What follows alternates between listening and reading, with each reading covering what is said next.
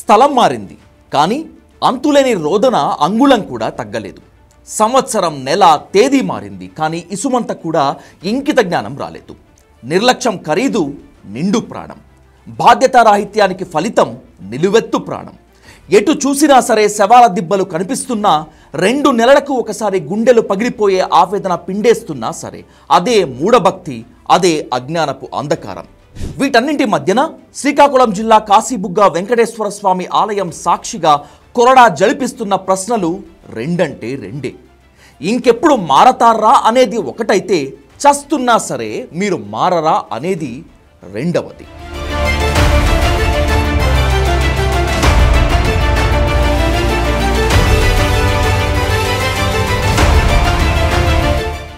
ఏకాదశి నాడు దేవుడి దర్శనం చేసుకుంటే కొండంత పాపాలు కూడా కరిగిపోతాయి, హిమాలయాలను మించిన పుణ్యం వస్తుందని పురాణాల్లో ప్రవచనకర్తలో చెప్పిన మాటలు విని ఉంటారు.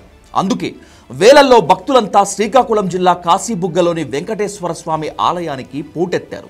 శ్రీవారికి ఇష్టమైన శనివారం నాడే కాశీబుగ్గ గుడికి 1000కి మించి భక్తులు రారట.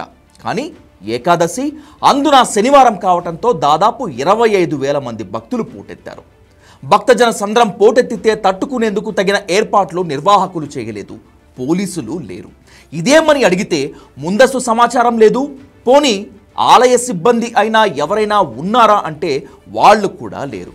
క్యూ లైన్లు అసలే లేవు. ఉన్న కొన్ని రైలింగ్లు కూడా అత్యంత బలహీనంగానే ఉన్నాయి. ఫలితం రైలింగ్ విరిగిపోయింది. ప్రాణాలు కాపాడుకునే క్రమంలో తొక్కిసలాట ఏర్పడింది. 10 మంది ఊపిరిపోయింది. చనిపోయిన వాళ్లలో మహిళలు, పిల్లలే అధికం. ఇలా సంఖ్యను చెప్పటం చాలా తేలిక, కానీ ఈ పెను విషాదాన్ని వాక్యాల్లో వర్ణించగలమా? ఆ కుటుంబాలు అనుభవించే యాతనను అక్షరాల్లోకి కుదించగలమా?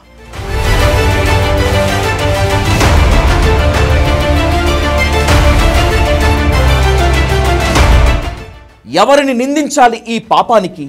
ఎవరిని బోనెక్కించాలి చెప్పండి ఈ దారుణానికి?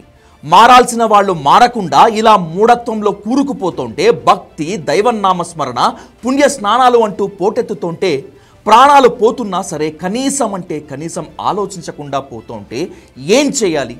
కాశీబుగ్గ తొక్కిసలాటతోనే ఈ మృత్యుగాలులు వీస్తున్నాయా అంటే లేదు కదా. 2015లో వచ్చిన గోదావరి పుష్కరాల్లో తొక్కిసలాటకు 29 మంది మృతి, 52 మంది గాయాల పాలయ్యారు.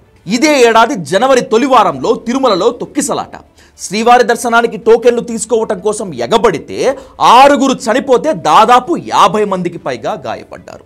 నిజానికి మృతుల సంఖ్య ఎక్కువగానే ఉందనేటువంటిది ఒక వాదన. తిరుమల తిరుపతి దేవస్థానం ప్రతిష్ట మాత్రమే కాకుండా కూటమి పరువు పాతాళ గంగలో కలిసిపోతుందనే భయంతో మృతుల సంఖ్యను దాచిపెట్టారనేటువంటిది ఆఫ్ ద రికార్డ్గా ఓ టాక్. ఇది నిజమా కాదా అనేది ఆ తిరుమలపై ఉంటాడు అని చెప్పే శ్రీనివాసుడే చెప్పాలి. సరే, అన్ని చోట్ల నష్టపరిహారం ఇచ్చారు, సరే, గోవిందా అంటూ గాల్లో కలిసిపోయిన ప్రాణాలను ఎవడు తెచ్చిస్తాడు? ఎవడు తిరిగి తీసుకొస్తాడు? శ్రీ వెంకటేశ్వరుడా?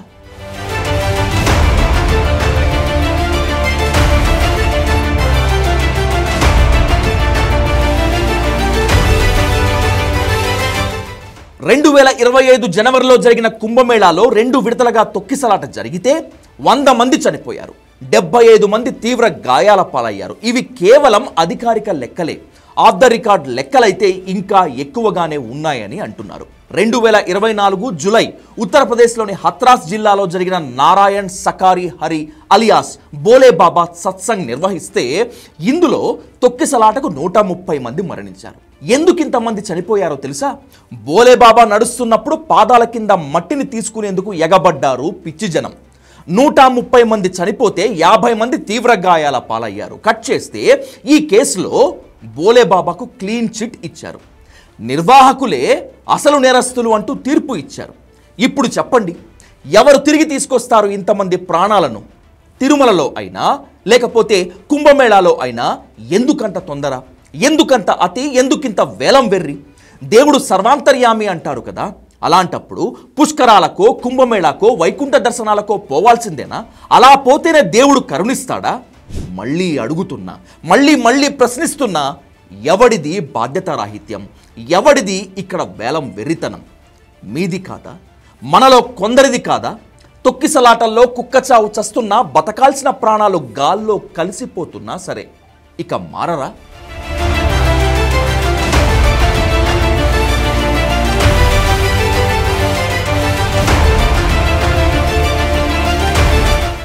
కొన్ని మాట్లాడుకుంటే కొందరి మనోభావాలు దారుణంగా దెబ్బతింటాయి. కానీ ఇంత అజ్ఞానంలో పడి కొట్టుకుంటూ ఇంతమంది చనిపోతున్నా సరే ఇప్పుడు మౌనంగా ఉండటం నేరం కనుక ఒకటే ప్రశ్న: తొక్కిసలాటల్లో ఎప్పుడు అమాయకులు సామాన్యులే శవాలుగా మిగులుతారు? సెలబ్రిటీలు, డబ్బున్నోళ్ళు, వ్యాపారవేత్తలు, పొలిటికల్ లీడర్లు ఎందుకు తొక్కిసలాటలో శవాలుగా మిగలరు, మారరు? ఎందుకు? సమాధానం తెలిసినా సరే, ఇన్ని విషాదాలు చూస్తున్నా సరే మళ్ళీ మళ్ళీ సామాన్యులే బలిపశువులుగా ఎందుకు మారుతున్నారు, మిగులుతున్నారు ఎందుకు? ఎంత చదువు చదివి ఎన్ని నేర్చినను గాని గుళ్లకు పరుగును భక్తులు మానలేరు. మతం మత్తు ముందు శాస్త్రీయ జ్ఞానం తొక్కతో సమానం రా అని వేమన ఎందుకు నిట్టూర్చాడో ఇప్పటికైనా సమాధానం వెతుక్కోవాలి. కనీసం ఇప్పటికైనా మారాల్సిన అత్యవసర తరుణం ఇదే.